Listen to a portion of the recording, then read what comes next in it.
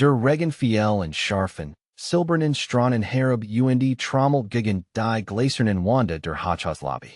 Das Gebäude war in diesem Abend fast menschenleer, bis auf einen müden Hausmeister, der einen Wagen über den glänzenden Marmorboden schob, und die Gesellschaftsführerin, die mit einem Telefon fest ans or gedruckt in der Nähe der Empfangsdresen stand. Ihr Stimme zittert vor Dringlichkeit, als sie in den Horror sprach. Plötzlich nistert die Leitung am anderen Ende vorrauschen, und ein verzweifelt Stimme rief einen Begriff, den niemand im Raum zu verstehen schien. Ohne nachzudenken hielt der Hausmeister in. Hab den Kopf und antwortete ruhig mit einem Rufzeichen. In diesem Moment dreht sich die Gesellschaftsführerin langsam und starrt innen. Als hat sie gerade ein Gespenst gesehen. Denn das Rufzeichen, das verwendet hat, gehört einem Piloten. Einem Militärpiloten. Gemeinsam, der um Mitternacht eigentlich keinen Mop über Fußboden schieben sollte. Beaver were tiefer in dies unglaublich Geschichte eintauchen. Nimm dir einen Moment Zeit. Druck auf, gefällt mir. Hinterlass einen Kommentar. Teil dieses Video mit gemeinsam. During gut und Zweitchancen glad. Und abonnier den Kanal für weiter Bügen Geschichten wie dies. Den Unterstützung hilft uns, dies besonderen menschlichen Momente lebendig zu machen. Der Hausmeister heißt Markus Brennan. Und für die meisten Menschen in diesem Gebäude war unsichtbar. Jeden Abend erschien leise 22 Uhr, in derselben verblassen blauen Uniform. Mit demselben quiet Schindenwagen voller Reinigungsmittel. Bewegt sich durch die Flur wie ein Schatten. Wischt Schreibtischab, leert Papierkorb und poliert Boden, über die Führungskraft am nächsten Morgenliefen, und zu bemerken, sie gesabbert hat. Aber Markus hat einmal ein legendäres Leben geführt. Jar Zuver war Hauptmann Markus Brennan gewesen, ein dekorierter Pilot, der fragt, und Rettungseinsätze durch gefahrlich Sturm und feindlich Himmel geflogen hat. Hat das Donnern von Triebwerken gekannt, das helle Leuchten der Cockpitinstrument und den stillen Schotter. Ein Reisages Flugzeug sicher durch die Dunkelheit zu führen. Dan verandert sich sein Leben in einem einzigen, brutal Moment. In einem Winterabend waren eins Rettungseinsatzes im Gebirge geriet Markus Flugzeug in heftigen Turbulenzen. Gelang ihm, die bestätigte Maschine zu landen und alle an Bord zu retten. Dr. Absters being dit sein Karriere als Pilot. Die Verletzungen in Schulter und Wirbelsäule bedeuten, dass die Fliegertauglichkeitsprüfung in ie wiederbestehen wird. Den Himmel zu verlieren fühlt sich als wird einen Teil seiner Ziel verlieren. Doch die gentliche Tragödie folgt erst Monate später, als seine Frau Clara schwer erkrankt. Die Krankenhausrechnungen hoffen sich.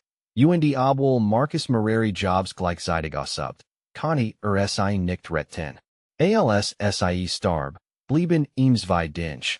Ein kleine Wohnung und seine sechsjährige Tochter Sophie. Von diesem Moment dreht sich sein ganzes Leben sie.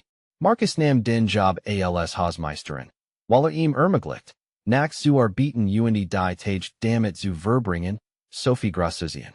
Bei den Hausaufgaben, packte ihr Lunchboxen, brachte sie, zur Schule und erzählt guten Nacht Geschichten über Flugzeuge und Wolken. Für Sophie war Vater kein Hausmeister. War ein Held, der einmal den Himmel berührt hat. Die meisten Menschen im Bürogebäude fragten Markus nach seiner Vergangenheit. Für sie war einfach der schweigsame Mann mit dem Mop, der hoffentlich nicht, wenn man in ihm vorbelief. Doch in jenem Abend in der Lobby Geska etwas unerwartetes. Die Gesellschaftsführerin, Helena Richter, hat ein Kreis zu bewältigen, die eins der Privatflugzeug des Unternehmens betraf.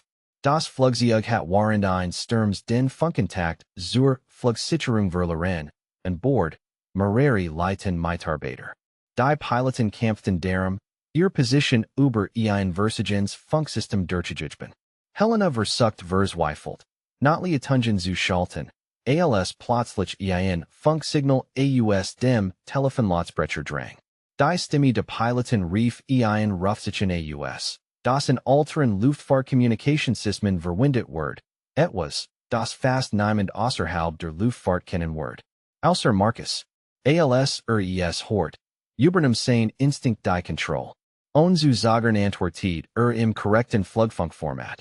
Sein Stimme ruhig und bestimmt. Allen der Klang, devon während den Ton de Gesprach sofort. Der Pilot im anderen Ende reagier erlichter und tauscht rasch allen nötigen Informationen aus Helena beobachtet. Wie der Hausmeister ein Sprach, die si kaum verstand. Zahlen, Richtungen, Geschwindigkeiten, not Fallbegriff. Und doch war klar, das Genau wusste, was tat. Innerhalb weniger Minuten half Marcus dem Piloten. Ihr Position and die Rettungsdienst durchgegangen. Das Flugzeug word gerechnet und sicher zum nächsten Flughafen geleitet. Als das Gesprach indeed, legt sich still über die Lobby. Helena starut Marcussen, während langsam das Telefon absinkt und es auf den Trassen zurücklegt. Einen langen Moment sprach keiner von beiden. Dan stellt sie die Frage, die im Kopf halt, seit sie das Rufzeichen gehört hat. Woher kennen Sie die Flugfunkkommunikationsprotokoll? Marcus sagt, war nicht gemand, der Gern über sein Vergangenheit sprach. Das Leben hat ihm beigebracht, das Titel und die Uniformen nicht, so viel sollten wie einfach den nächsten Tag zu überstehen. Aber Helena war tief geduldig. Schließlich sagt die Wahrheit, davon, dass Pilot gewesen war, vom Absturs, vom Verlust von Clara, davon, wie Sophie allen großsag.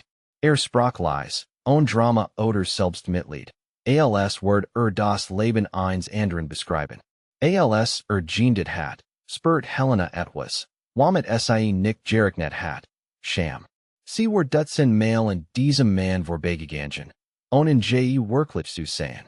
Der Hausmeister, der Büro reinigt, hat einst Rettungseinsatzes durch Sturm geflogen. In jener Nacht fuhr Helena nach Hause. Mit Marcus geschicht schwer im Herzen. Sie kann nicht aufhören, daran zu denken, wie leicht man die Menschen übersieht, die einem täglich begegnen.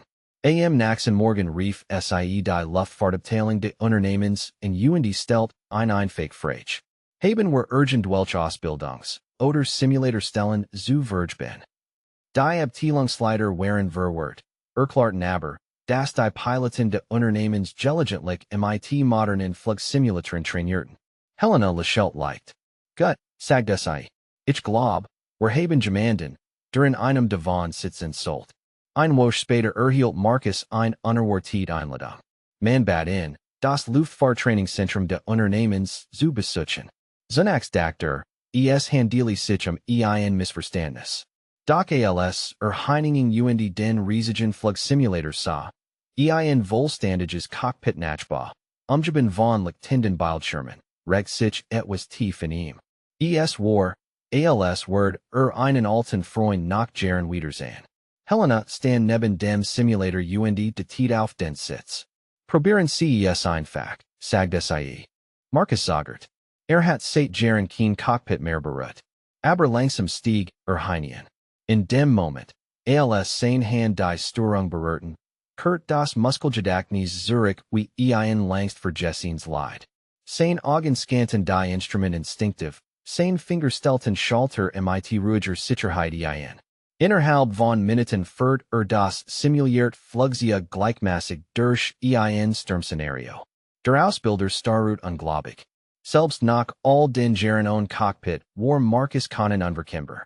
Helena beobachtet in von hinter der Glasscheibe und lächelt leise. Sie sah keinen Hausmeister mehr. Sie sah den Mann, der immer gewesen war. In den folgenden Monaten begann Marcus, bei Simulator-Trainings zu helfen. Dürfte zwar kein echten Flugzeug mehr fliegen, die medizinischen Einschränkungen ließen das nicht zu. Aber sein Wissen und sein Erfahrung wurden zu einem unskatzbaren Gewinn für die Ausbildung jüngerer Piloten. Zum ersten Mal seit Jahren fühlt sich wieder mit dem Himmel verbunden. Dr. Bedeutendst Moment kam in einem Abend, als Sophie das Trainingszentrum besucht. Ihr Augen wurden groß, als sie ihren Vater im Cockpit des Simulators sitzen sah. Papa, fliegst du wieder? Marcus nicht sich neben sie und lächelt. Nicht ganz, sagt sanft. Aber ich bringe anderen bei, wie es geht. Sophie jammerte fest. Für sie war das sogar noch besser. Vater war nicht nur Gemand, der einmal den Himmel berührt hat. War Gemand, der einen Weg zurück zu ihm gefunden hat. Beaver war das in die Diese Geschichte riechen, haben war ein besonderer Bitten Dike. Schreib uns in den Kommentaren, wo du gerade zusiehst, die Urzel uns von einer Freundlichkeit, die du in deinem Leben erlebt hast. Den Geschichten inspirieren dir mehr, als du weißt. Jar später erinnerten sich viele Piloten, die in jenem Zentrum ausgebildet wurden, und den stillen Ausbilder, der früher nachts Boden gepetzt hat. Sie erinnerten sich daran, wie über Verantwortung sprach, über ruhiges Denken mut unter Druck. Vor allem aber erinnerten sich in die Geschichte jener Nacht, in der Hausmeister einen Funkruf beantwortet, den sonst niemand verstanden hat, damit alles verändert. Wenn dich diese Geschichte berührt hat, nimm dir bit einen Moment. Druck auf, gefällt mir, teil das Video mit jemandem, der in zwei Chancen glatt, abonniere den Kanal. Den Unterstützung hilft uns, weiterhin Geschichten zu teilen, die uns daran erinnern, dass jeder Mensch, in dem wir vorbeginnen, ein Geschichten sich tragt, die wir niemals erwartet hatten.